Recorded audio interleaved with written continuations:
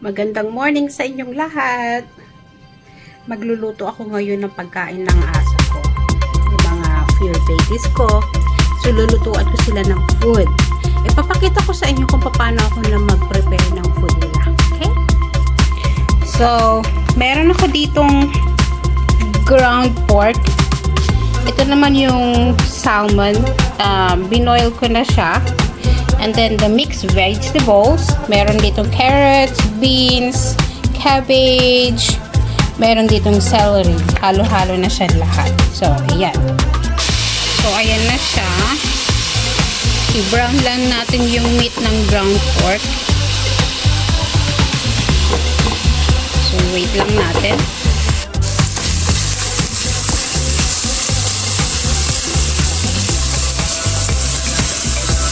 Natin itong hinimay kong salmon. Hinipay ko na po siya. So, isunod na po natin.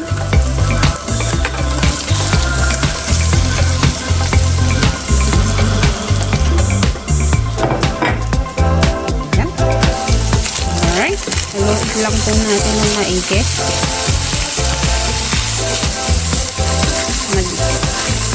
Mag-combine ko yung meat, ground pork, at yung salmon.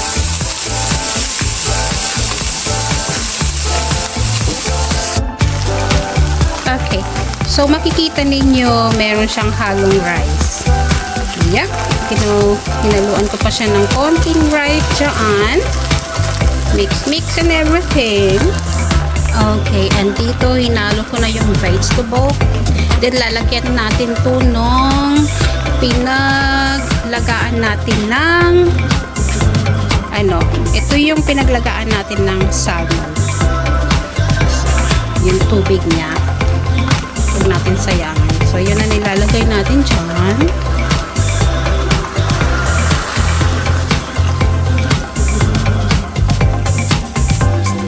Ayan. Then, i-boil lang po natin yan hanggang sa maluto na po yung gulay. And then, it's ready na po. Ayan, si Dog, oh. Ayan, si Jackie. Nag-aantay na. Ayan, haluin lang natin.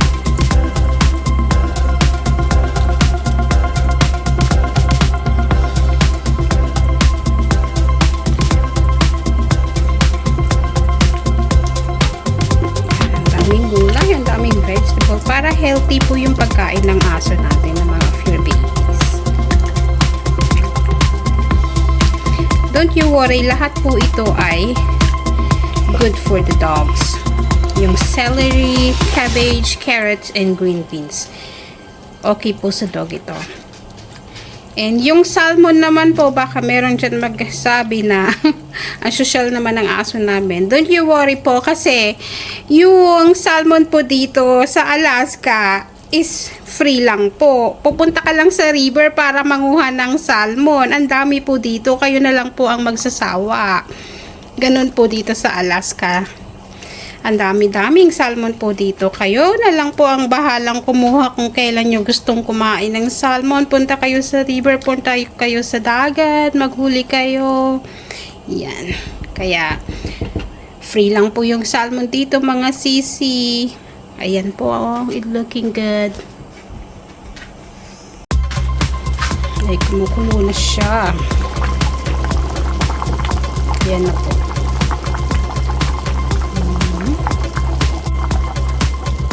Ayan na siya. Mukhang ready na masyado. Konti na lang. Kailangan natin tatuwid yung mga vegetables, especially yung carrots. Yan. Okay na to.